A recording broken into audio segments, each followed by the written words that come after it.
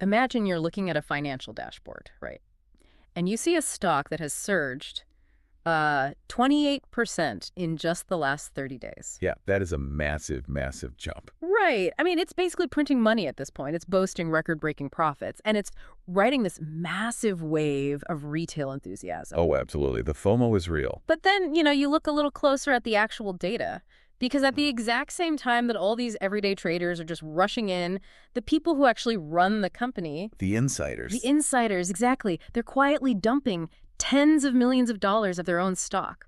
Add to that some major technical indicators flashing these bright red warning signs. Right, which is always a terrifying combination. It really is. So you have to ask yourself, are you looking at this fundamentally undervalued powerhouse that's just getting started? Or are you staring at a really dangerous value trap just waiting to spring on unsuspecting retail traders? Yeah, I mean, it's the classic market paradox, isn't it? The surface looks flawless, but then the underlying mechanics are telling a completely different story. Completely different. And when you have that kind of severe divergence between public hype and quiet insider offloading, that is where the real story lives. Okay, let's unpack this. Today is Tuesday, April 21st, 2026. And to figure out if Robinhood Markets, ticker symbol HOOD, is a trap or a gold mine, we are tearing apart their real-time order flow and their newly minted 2025 financials. And just to be clear, we aren't here to give financial advice. No, obviously not. But we are here to figure out what is actually driving this massive 28% run-up. Right. So let's start with the immediate catalyst, because this stock didn't just wake up and decide to rocket upward for no reason. No, no. There's a huge, massive regulatory shift fueling this right now. Right. The catalyst here is monumental, really, and it comes straight from the Securities and Exchange Commission. The SEC has just officially scrapped the pattern day trader rule, often called the PDT rule. Right, the PDT rule, which for years has basically been the absolute bane of the everyday retail trader. Oh, universally hated. Yeah. For anyone who hasn't actively traded, what exactly did this rule restrict? So essentially, it was a capital barrier. Yeah. It dictated that anyone wanting to execute more than 3-day trades within a rolling 5-day period, well, they had to maintain a minimum account balance of $25,000. Wow. Yeah. And if you dropped below that, your account would be flagged and heavily restricted. So it was basically a wall keeping people out. Exactly. I mean, it was originally implemented decades ago, right after the dot-com bubble burst. And the whole premise was protecting inexperienced traders from just rapidly blowing up their small accounts because of how volatile day trading is. Which effectively meant that if you were, say, a 20-something with a couple of $1,000s trying to actively trade the market, you were completely locked out of high-frequency strategies. You were handcuffed. Yeah, handcuffed. Precisely. But by completely scraping that $25,000 minimum, the SEC has just kicked the doors wide open. I bet. For a platform like Robinhood, whose entire business model relies on retail participation and high transaction volume, I mean, this is the holy grail of regulatory wins. It's massive. It completely unleashes their core user base. Yeah. Millions of these micro accounts can now trade as frequently as they want. To put this in perspective, it's essentially like removing the speed limit on a massive crowded highway. That's a great way to look at it. Suddenly, all these drivers, the retail traders, they can go as fast as they want. It is incredibly exhilarating for them. The volume of trading naturally skyrockets. Oh, absolutely. But the question we have to keep in mind is, does removing the speed limit actually change the quality of the car they're driving? Right. That is the billion-dollar question. Literally. Because right now, the market is pricing in pure speed. The stock closed yesterday at just over $91 a share. 91.28 to be exact. Right. And the market cap is sitting at an enormous $82.18 billion. But to show you just how volatile this ride has been, their 52-week range goes from a low of $39.21 all the way up to almost $154. What's fascinating here is how that regulatory news has just instantly bypassed logic and translated straight into raw market sentiment. Yeah, just pure emotion. Exactly. When you remove a historic barrier like the PDT rule, you don't just get an algorithmic increase in trading volume, you trigger a whole psychological phenomenon. You generate sky-high FOMO. The fear of missing out. Exactly. Retail investors see the volume spiking, they see the stock price ticking up, and they just rush in because they don't want to miss the boat on what feels like this historic unchaining of the retail market. But, sentiment and FOMO don't pay the electric bill. No, they don't. If retail traders are pumping the stock based on regulatory hype, we really have to see if Robinhood's actual cash flow can support an $82 billion valuation. We have to look at the numbers. Let's look under the hood at their income statement and balance sheet for the full year of 2025. Because honestly, looking at these numbers, they are staggering. They really are. I mean, you cannot easily dismiss the year they just had. Total revenue came in at $4.50 billion. Wow. That is a 52% increase year over year. For a company operating at their massive scale, finding 52% top-line growth is just phenomenal. It's unheard of for a brokerage. And it wasn't just gross revenue. They posted a massive net income of $1.88 billion, which translates to diluted earnings per share of $2.05. The metric that completely stopped me in my tracks, though, was their adjusted EBITDA. Yeah, but margins. Right, earnings before interest, taxes, depreciation, and amortization. It was $2.50 billion. Incredible. That represents a 56% margin. Let's just pause on that for a second. A 56% margin means for every dollar of adjusted revenue they pull in, they are keeping 56 cents. Which is wild. You usually only see margins like that in pure play enterprise software companies with zero physical overhead. Not in retail brokerages. Yeah, the efficiency is off the charts. Plus, when you look at the balance sheet, it looks like a fortress. They're holding over $38.14 billion in total assets against roughly $29 billion in liabilities.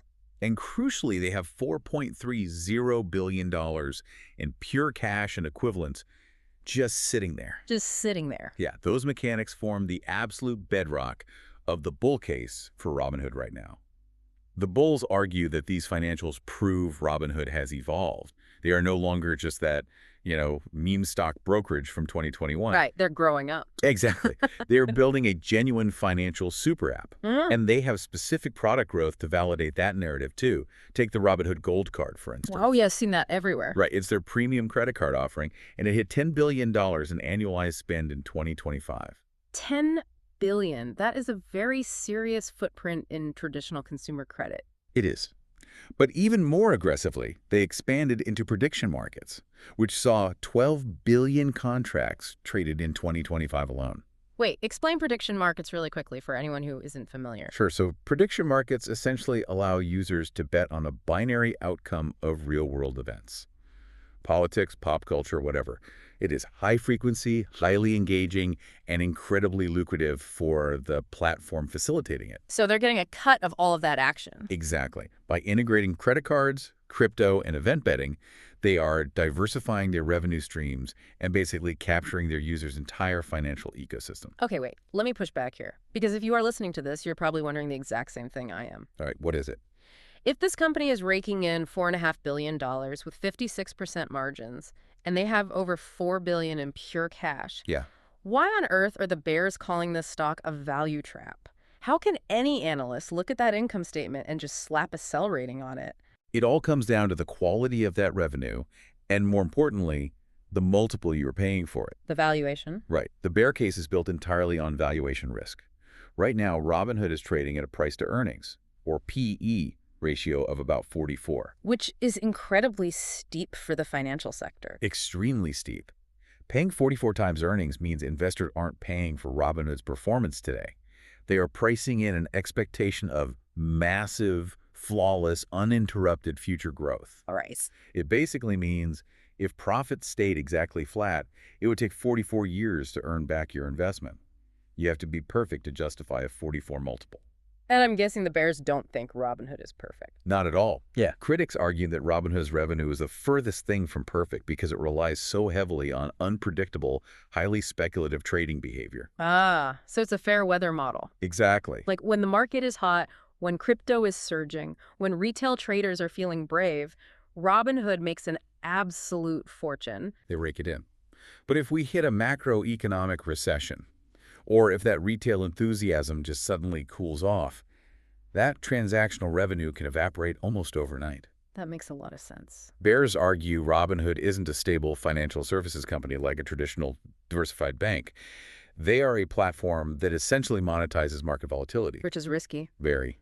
And paying a premium 44 PE for revenue that could literally vanish in a bear market is an incredibly dangerous game.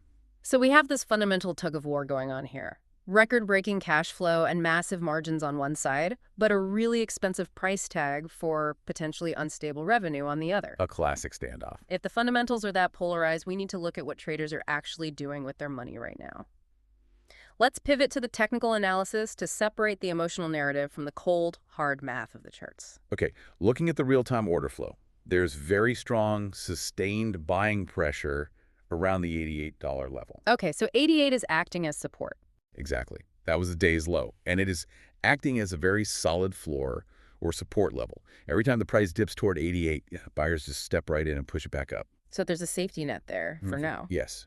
And when we look at the trend direction through moving averages, the stock at 91.28 is sitting comfortably above its 50-day simple moving average, which is down at roughly $78.79. Confirming that the short-term trend is very clearly bullish. It is. The momentum is undeniably upward. We see this mathematically in the Manchi-D as well. The moving average convergence divergence indicator. Right. The Manchi-D is currently sitting at 3.78. That indicates a bullish crossover, meaning the short-term momentum is accelerating faster than the long-term trend. Okay, so everything looks great so far. Well, hold on, because the 14-day RSI, or Relative Strength Index, is currently flashing a warning. It is at 69.23. Okay, and for anyone who doesn't stare at charts all day, the RSI measures the speed and magnitude of recent price changes on a scale of 0 to 100. Correct. And 70 is the magic danger number there, right? Yes, it is. An RSI of 70 or above mathematically signals that an asset has entered overbought territory.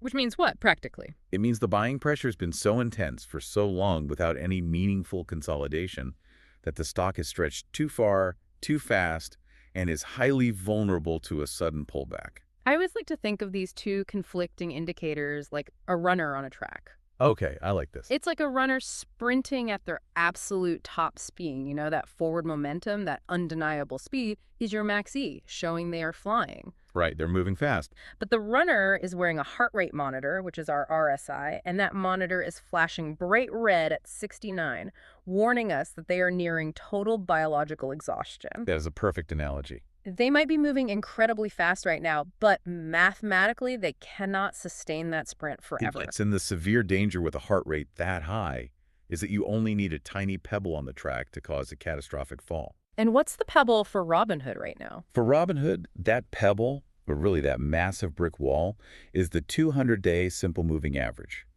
That critical long-term technical barrier sits all the way up at $107.35. Wow.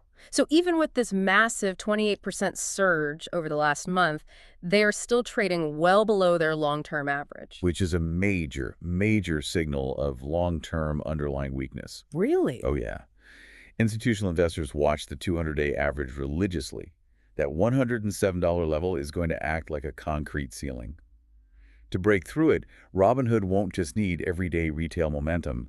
It will need serious, sustained institutional buying pressure. Which brings us to the absolute most glaring red flag in this entire deep dive. The insiders. Yes. If we're sprinting toward a $107 brick wall, we have to ask, who is actually buying right now and who is selling? And the data there is fascinating. Because the behavioral data is where the dashboard starts genuinely blinking red for me. While retail traders are celebrating the end of the PDT rule, buying the FOMO, and driving the RSI into overbought territory. The people who actually run Robinhood are heading for the exits. Exactly. The divergence is stark. In just the last 90 days alone, company insiders have systematically sold off approximately $54 million worth of their own stock. $54 million. That is incredible. That is not an executive casually trimming a portfolio to buy a new house. You know, that is a heavy coordinated offloading of shares. And we can look at specific SEC filings to see exactly who is selling. Director Baiju Pat, one of the original co-founders, recently sold nearly $4.95 million of stock in a single block. Almost $5 million just gone? Now, to be fair, insider selling happens all the time for completely benign reasons. You know, tax obligations, basic portfolio diversification. But when you see heavy, concentrated selling across the executive board at the exact same time the stock is experiencing a massive retail-driven pump, You really have to pay attention to the mechanics of what is happening. It's a huge warning sign. If we connect this to the bigger picture, this is exactly why institutional skepticism remains so high. This dynamic, insiders cashing out their equity while retail investors happily buy the hype at a 44 PE premium. It's a trap. It is a classic setup for why retail traders so often get trapped at the top of a rally. The smart money takes their massive profits and basically leaves the retail base holding the bag when the momentum eventually breaks. But hold on, let's look at the actual competitive threats that could cause that momentum to break, because it's not just technical. Right, there are fundamental threats too. The bears heavily point to the news that JP Morgan is potentially entering the prediction market space. But let me challenge that for a second. Robinhood has $4 billion in pure cash, they have massive brand loyalty, and they have this app-native user base. Does a Gen Z day trader really care if a legacy traditional bank like JP Morgan opens a prediction market? Isn't Robinhood's incredibly sleek user interface their actual moat? The UI is fantastic, there's no denying that.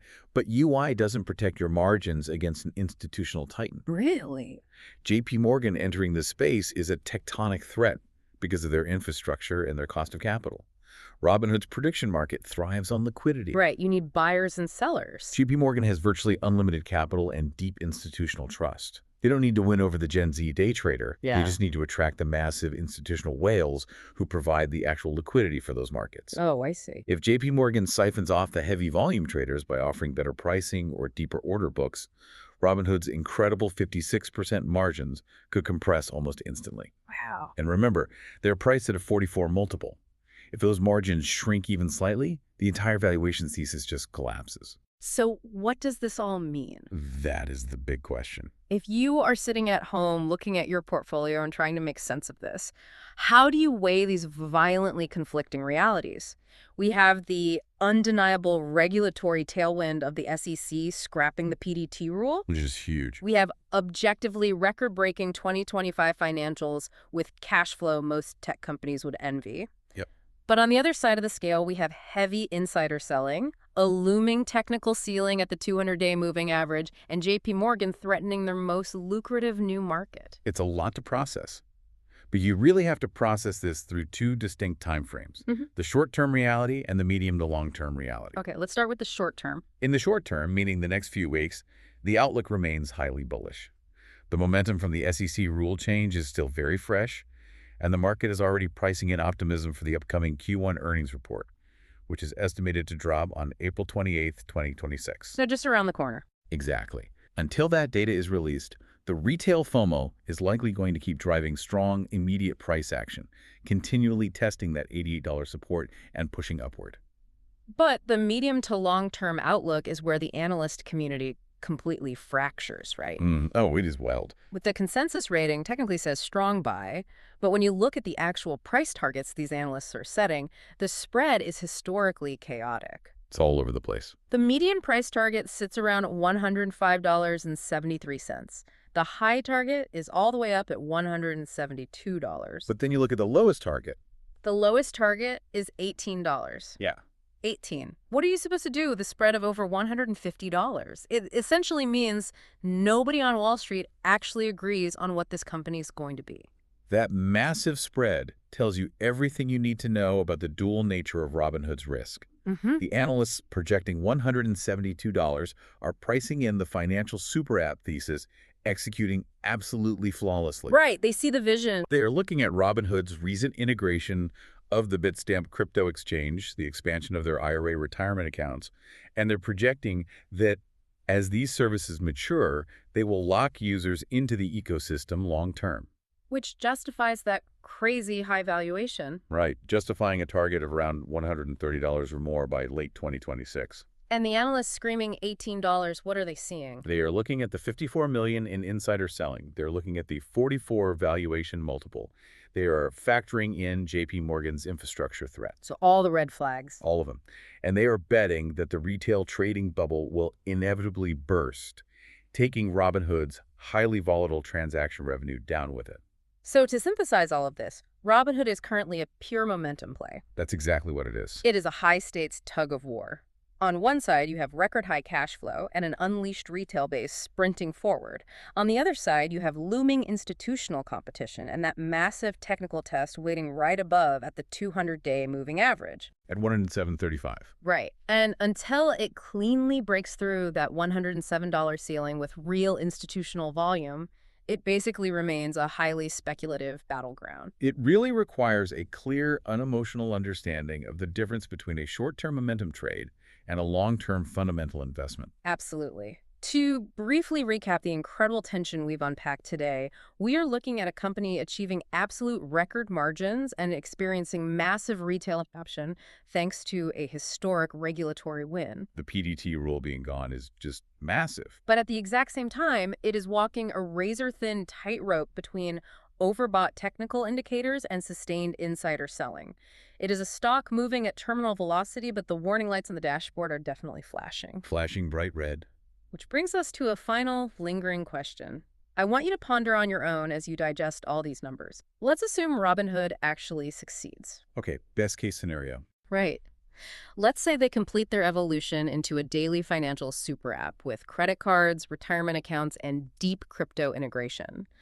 What happens if the high-margin, highly speculative day trading volume, the exact volume the SEC just unleashed, suddenly dries up due to a broad market correction? There's the ultimate test. Are they truly building a durable, lasting bank for the future, or are they just putting a much nicer, highly regulated coat of paint on a digital casino? Something to really think about. Thank you so much for joining us on this deep dive. Let us know what you think in the comments. Are you siding with the bulls or the bears on this one? Keep questioning the data, keep learning, and we'll see you on the next deep dive.